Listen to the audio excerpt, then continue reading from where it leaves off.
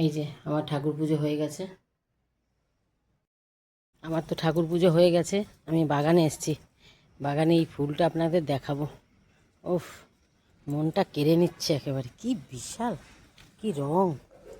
সকালে বাবা ফুল তোলে, তো বাবা এই ফুলগুলো রেখে দেয় যে পরে যদি আমি তুলি, পরে তুলে পুজো দেবো, সেই জন্য বাবা রেখে দেয়।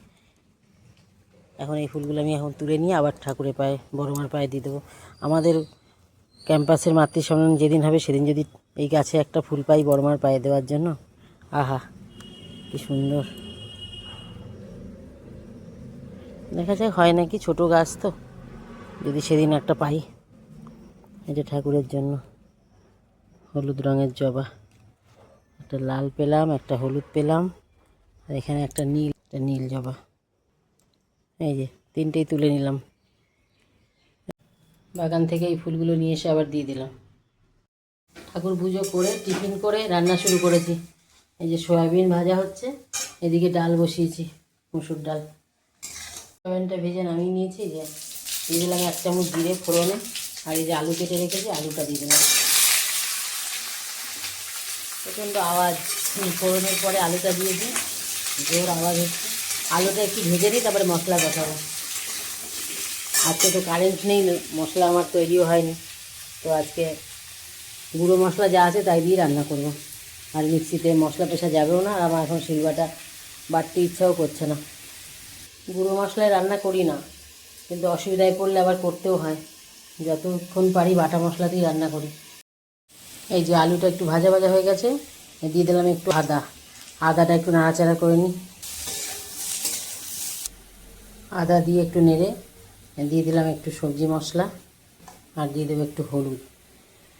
এই যে একটু হলুদ, একটু নুন দিয়ে আলুটা ভেজেছিলাম, বলে আবার স্বাদ বুঝে দেবো, পরে আবার একটু আলু দেবো। সয়াবিন ভাজার সময় একটু নুন দিয়েছি, এখন একটু নুন দিলাম, পরে আবার স্বাদটা দেখে একটু চেক করে দেবো। আদা দেওয়ার পরেই টমেটো দিতে হতো, খেয়াল নেই, এখনই দিয়ে দিলাম।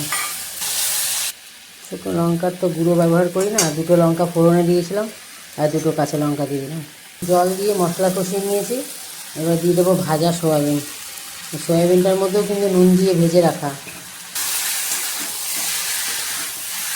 এই যে সয়াবিন দেওয়ার পরে আবার একটু রান্না করে নিলাম, আর এদিকে জল গরম বসিয়েছি। সয়াবিন ভাজা ছিল সেই বাটিতেই। নুনটা হয়েছে নাকি চেক করব, একটু ফুটে উঠুক।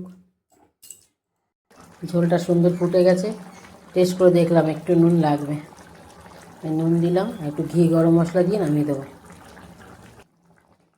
এই যে একটা এলাচ থেতো করে দিয়ে দিলাম, আর এই যে দিলাম একটু ঘি, ব্যাস এবার নামিয়ে দেবো।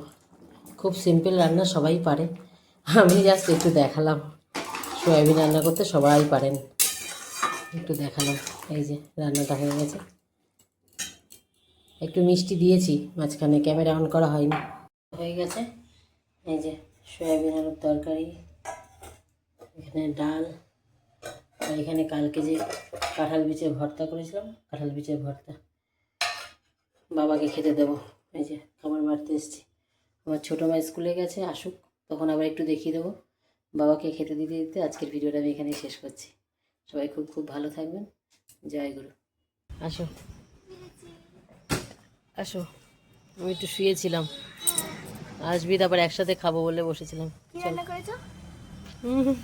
রান্না করেছো? যা রান্না হয়েছে তাই খাবে। দেখো কতগুলো লাঠি পড়েছে এখানে। ডানটি কাঁঠাল গাছের, এত বড় বড় গাছ, পাতা পড়বে না? এই যে আমাদের বাড়ি ভর্তি গাছ, আবার রাস্তার উপরের গাছ সব পড়ে এখানে। প্রতিদিন ঝাড় দেওয়া তো সম্ভব না, আর এখন বর্ষাকাল প্রচুর নোংরা হবে। বাড়ি এসে ছোটো মার গল্প শুনছি। আমার এক্সামটা স্টার্ট হবে 4 তারিখ থেকে। 4 তারিখ, 4 আগস্ট। ভালো তো, পরীক্ষা দিবি? হ্যাঁ হ্যাঁ, ইজি। পরীক্ষা তো দিতেই হবে, হ্যাঁ পড়াশোনা করবে, পরীক্ষা দেবে না?